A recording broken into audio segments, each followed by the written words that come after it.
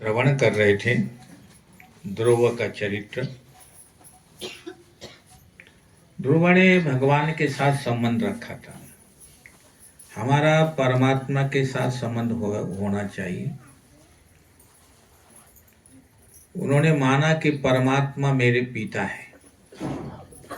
भगवान को आप पिता भी बना सकते हैं, भगवान को भाई भी बना सकते हैं, भगवान को मित्र भी बना सकते हैं, भगवान को धन भी बना सकते हैं। तमेव माता च पिता त्वमेव त्वमेव विद्या च द्रविणम त्वमेव। द्रविण कहते हैं धन को। तमेव माता च पिता त्वमेव त्वमेव विद्या द्रविणम त्वमेव तमेव सर्वम मम देव देव। भगवान को कुछ तो संबंध, काहीतरी संबंध ठेवण्यासाठी त्याच्यासाठी काही नातं जोडावं लागतं देवासाठी, तो देव येतो. असं नाही की मंदिरामध्ये देव आहे मग आता आम्ही इकडं घरात बसलो तर देवळात आहे, असं नाही. संबंध अगर उसके साथ होगा, नातं उसके साथ होगा, तो हमारे सुख में दुख में वो अवश्य आएंगे. आना पड़ेगा उनको. नाता ठेवलं तर, नातेवाईक के साथ नाता ठेवलं तर नातेवाईक येतील. ते कशाला येतील तुमच्या घरी, है कि नहीं? ऐसी ही ध्रुव ने अपने परमपिता परमात्मा को अपना पिता माना है और मैं उनका पुत्र हूं. ऐसे मैं भक्त और भगवान स्वामी हैं. अपने अपने को दास मानते हैं, परमात्मा को स्वामी मानते हैं. कई परमात्मा को पति भी मानते हैं.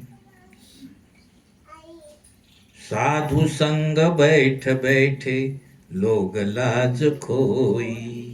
साधु संग बैठ बैठ लोग लाज खोई. अब तो बात फैल गई जाने सब कोई. अब तो बात फैल गई जाने सब कोई. मेरे तो गिरधर गोपाल दूसरा न कोई. मीरा ने कहा मेरा पति, मेरा सब कुछ है, कृष्ण है, गोपाल है.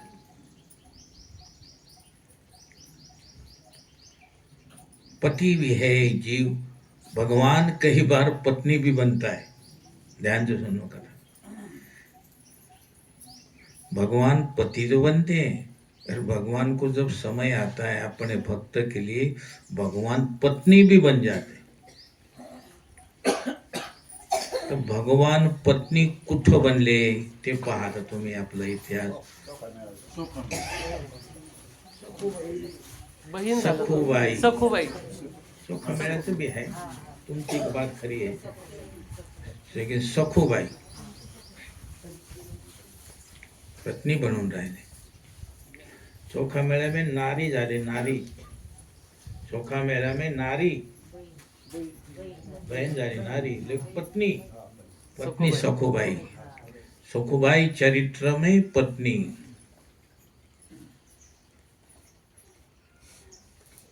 पाति इति पति ही.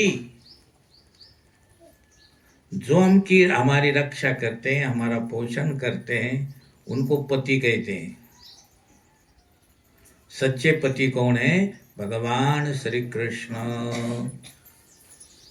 लौकिक पति पत्नी को मृत्यु के मुख से, मान लो कोई लौकिक पति पत्नी हो तो मृत्यु के मुख से पति पत्नी को बचा नहीं सकता, लेकिन वो बचा लेता है.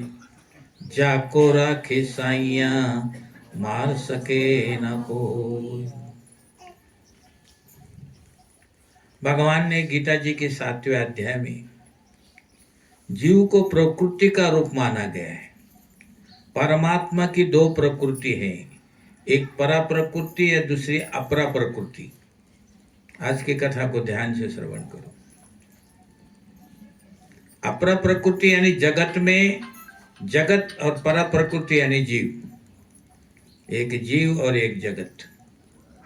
जीव प्रकृति रूप है, स्त्री है. सभी जीव काल के भयभीत होते हैं, मृत्यु से सभी डरते हैं, पर काल किसी को नहीं छोड़ता, सभी को मारता है. जो जन्म लेता है उसको वो खाता है, हमारे शास्त्रों में लिखा है कि जिसको भय लगता है वो स्त्री है, जो निर्भय है वो पुरुष है। निर्भय एक केवल परमात्मा श्री कृष्ण है। वो जीव परतंत्र है, कृष्ण स्वतंत्र है। रामायण में एक चौपाई है, परबस जीव स्वबस भगवंता, जीव अनेक एक श्रीकंता। स्वतंत्र है। पुरुष एक पुरुषोत्तम है, बाकी सब ब्रज की नारी है। कई लोग ऐसा मानते हैं कि मैं स्वतंत्र हूं, मुझे कुछ कहने वाला नहीं, सुनने वाला नहीं। वो भूल करता है। देखिए, कलयुग का मनुष्य एक साधारण वस्तु के अधीन हुआ है। साधारण वस्तु। उसके बिना अगर वो मोबाइल में रखता है जेब में, तो मोबाइल अगर उसका कहीं खो गया या बंद हो गया तो वो पागल हो जाता है। एक साधारण वस्तु के अधीन है। कई लोगों को तंबाकू खाने को नहीं मिलती तो तंबाकू के अधीन हो जाते हैं। नाना प्रकार। मेरा कहने का आपको मतलब है, स्वतंत्र केवल एक परमात्मा है। मनुष्य किसी न किसी के अधीन है, पराधीन है। परमात्मा को पिता मानो और पति अपने आप को मानो, स्वामी मानो और आप उसके दास बनो। जिनके साथ आपका संबंध है उसके घर, आपके घर आते जाते रहते हैं। तो मेरा आपको कहने का एक ही मतलब था कि सिर पर पांव रखकर प्रभु धाम में पहुंच गए कौन? ध्रुव। ध्रुव चरित्र की समाप्ति में मैत्री ऋषि विदुर जी से कहा कि एक बार प्रचेताओं ने बहुत बड़ा ब्रह्म सत्र किया था। उस ब्रह्म सत्र में अनेक ऋषि महात्मा लोग सब आए हुए थे। नारद जी भी वहां आ गए। नारद जी ने उन प्रचेताओं के ब्रह्म संध में ध्रुव चरित्र की सारी उनको कथा सुनाई। अपने शिष्य की कथा सुनाने में नारद जी को बड़ी प्रसन्नता है। सब सुनाया। कथा विदुर जी ने भी सुनाई। परम पवित्र ध्रुव चरित्र की ये कथा वक्ता और श्रोता दोनों के पापों को जलाने वाली है। वक्ता प्रेम से आकर कथा का वर्णन करता है और श्रोता प्रेम से श्रवण करे तो भगवान श्री कृष्ण के चरणों में अनन्य भक्ति प्राप्त हो सकती है। अब मैत्री ऋषि से विदुर जी प्रश्न करते हैं कि महाराज ये प्रचेता कौन है? प्रचेता भागवत में आप बोलते रहते हो, ये प्रचेता कौन है और प्रचेताओं का ब्रह्म सत्र कहाँ हुआ था? एक कथा विस्तार से श्रवण करने की मेरी इच्छा है। सुखदेव जी महाराज ने ये कथा राजा परीक्षित को गंगा के तट पर सुनाई। मैत्री ऋषि ने विदुर जी को ये कथा सुनाई। प्रचेता ध्रुव जी के वंश में प्रकट हो गए। ध्रुव के वंश में प्रचेता प्रकट हुए। प्रचेताओं का ब्रह्म संधो वहां हुआ। ध्रुव जी महाराज के बाद ध्रुव जी के पुत्र, उनका नाम था वत्सर, सिंहासन पर बैठे। वत्सर महाराज का विवाह स्वर्थीय रानी के साथ हुआ था। वत्सर के इस रानी से पुष्पार्ण नाना प्रकार के पुत्र हुए। इनके वंश में एक अंग नाम का राजा था। अंग राजा का विवाह मृत्यु की कन्या सुनीता के साथ हुआ और सुनीता द्वारा अंग का वैन नाम पुत्र हुआ एक। और अंग राजा सदाचारी थे, अच्छे थे। पति पत्नी भूल जब करते हैं ना कई जीवन में, तो पापी प्रजा उत्पन्न होती है। अंगराजा की भूल नहीं थी, पर रानी की भूल हुई थी। सुनीता को शाप था कि उसे क्रूर हिंसक पुत्र मिलेगा, इससे उसके साथ कोई विवाह नहीं करना चाहता था। तब उसने वशीकरण मंत्र से अंग राजा को अपने वश में कर लिया और उसके साथ विवाह किया। इससे क्या हुआ कि इससे छल कपट से जब वो विवाह हुआ तो उनके यहाँ एक दुराचारी पुत्र उत्पन्न हुआ। उसका नाम था वेन। दुष्ट हुआ वो, बालकों की हिंसा करता था, लोगों को दुख देता था। समझाने पर भी वो मानता नहीं था। पुत्र जो सुधरा नहीं था ऐसा सोचकर अंग राजा बहुत दुखी हुआ। अपना पुत्र अगर नालायक निकलता है तो माता पिता को बड़ा दुख होता है। एक दिन वो संत अंग राजा के घर आए। कोई संत आए, संत अंग राजा को समझाते हैं, अरे भगवान की भक्ति करो और सोचते रहो कि भगवान मेरे ऊपर दया करे। मैं जितनी भक्ति करता हूं उतनी कम है, ऐसा निश्चय करो और भगवान की खूब भक्ति करो। जो कोई समझता है कि भगवान की मेरे ऊपर बहुत बड़ी कम कृपा है, कृपा नहीं, तुम भजन नहीं करते। तुम जीवन में अगर भगवान का भजन करोगे तो तुम्हारे जीवन में विपत्ति आएगी नहीं। हनुमान जी को यह प्रश्न पूछा था। हनुमान जी ने कहा, कह हनुमंत विपत्ति प्रभु सोई, कह हनुमंत विपत्ति प्रभु सोई, जव तव सुमिरन भजन न होई, जब तब सुमिरन भजन न होई। जब तक तुम्हारे से भगवान का सिमरन नहीं होता, भजन नहीं होता, तब तक विपत्ति तुम्हारा पीछा नहीं छोड़ने वाली।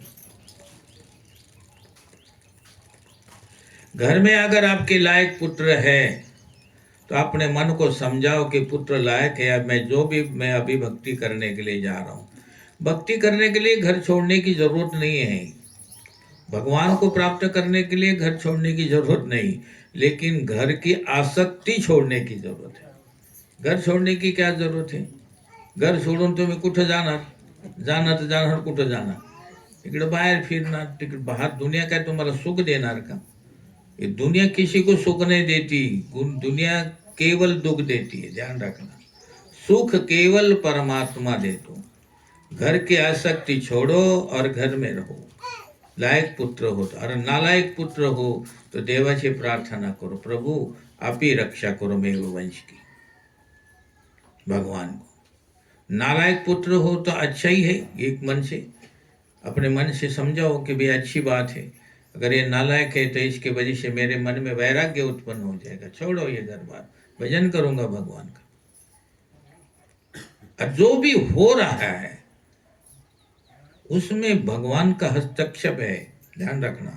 हमारे साथ बुरा हो रहा है, हमारे साथ अच्छा हो रहा है, इसमें एक हमारे कर्म का हस्तक्षेप है और एक भगवान का।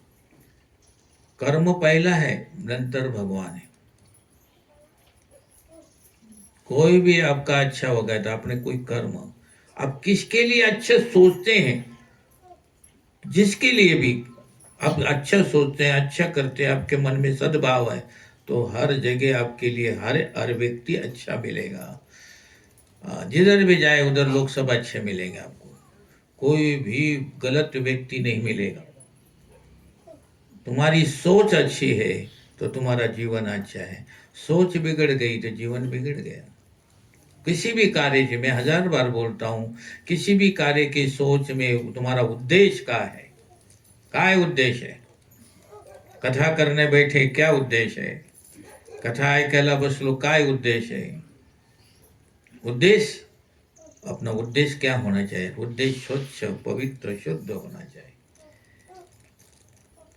उस उद्देश्य में स्वार्थ रूपी नींबू नहीं चाहिए।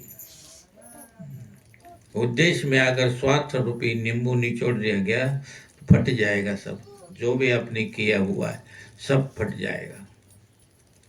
कार्तिक मास में एक बार ऐसा हुआ कि संत तुकाराम महाराज, नरसिंह मेहता, देश विदेश से अनेक महात्मा संत लोग पंढरपुर में एकत्र हुए।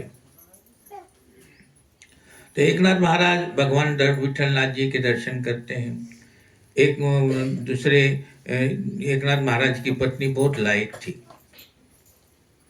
महान पतिव्रता थी। एकनाथ महाराज भगवान को भगवान के दर्शन करते करते आंखों में आंसू आ गए। एक दिन एकनाथ महाराज देवाचे दर्शन करायला गेले, त्यांच्या डोळ्यामधून पाणी आलं। भगवानने का डोळ्यामध्ये पाणी आलं? कि भगवान ने मुझ पर बहुत बड़ी कृपा करी। हाँ, घर में मुझे स्त्री संग नहीं दिया पर सत्संग दिया। पत्नी कैसी होनी चाहिए?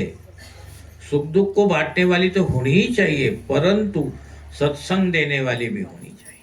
खाली बैठने के बाद भगवान की चर्चा करने वाली पत्नी होनी चाहिए, भगवान के बारे में विचार करने वाली पत्नी होनी चाहिए। एकनाथ महाराज भगवान के आगे रो कर कहते, प्रभु आपने मेरे ऊपर बहुत कृपा करी, मुझे सत्संग दिया। कभी मुझे क्रोध आता है तो पत्नी मुझे कहती, आप क्रोध क्यों कर रहे हैं?